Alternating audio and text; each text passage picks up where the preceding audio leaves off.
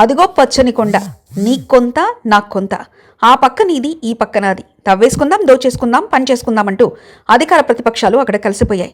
ఏకంగా కొండల్ని పిండి చేసి లూటీ చేసేస్తున్నాయి. నిన్న మొన్నటి వరకు భూములు కొట్టేసిన అధికార ప్రతిపక్ష నేతలు ఇప్పుడు కొండలు మింగేస్తున్నారు. తల్లి బిడ్డ న్యాయం అన్నట్లు ఎంచక్కా పర్సంటేజీలు పనిచేసుకున్నారు. ఆరోపణలు ప్రత్యారోపణలు లేకుండా ఒక అండర్స్టాండింగ్తో చక్కగా కొండలను తొలగిస్తున్నారు. అనకాపల్లి జిల్లాలోనే కాదు, ఇప్పుడు విశాఖ జిల్లాలో కొండల్ని కూడా విడిచిపెట్టడం లేదు.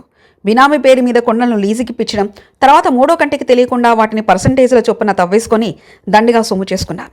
విశాఖ జిల్లా ఆనందపురం మండలంలో కుసలవాడ గ్రామ పరిధిలో 7.9 హెక్టార్ల విస్తీర్ణంలో ఉన్న ఈ చిన్న కొండలో ఉన్న క్వార్ట్ జడ్పై నేతలు కన్నేశారు.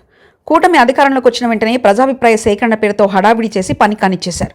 కుసలవాడ గ్రామ పరిధిలోని సర్వే నంబర్ 104లో ఉన్న 7.991 హెక్టార్ల పరిధిలో క్వార్ట్ సైట్ నిల్వలున్నాయి. ఈ ఖనిజాన్ని ప్రధానంగా నిర్మాణ రంగంలో ఎక్కువగా వినియోగిస్తుంటారు.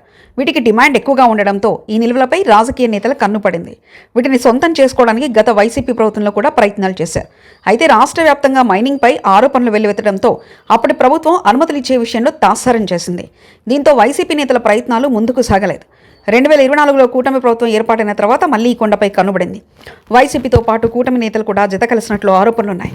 తొలి 6 నెలలు వైసీపీ మైనింగ్ లీజులపై విచారణ చేపట్టిన కూటమి ప్రభుత్వం అన్ని క్వారీల్లో కార్యకలాపాలను నిలిపివేసింది. అనంతరం మళ్లీ మైనింగ్కు గ్రీన్ సిగ్నల్ ఇచ్చింది.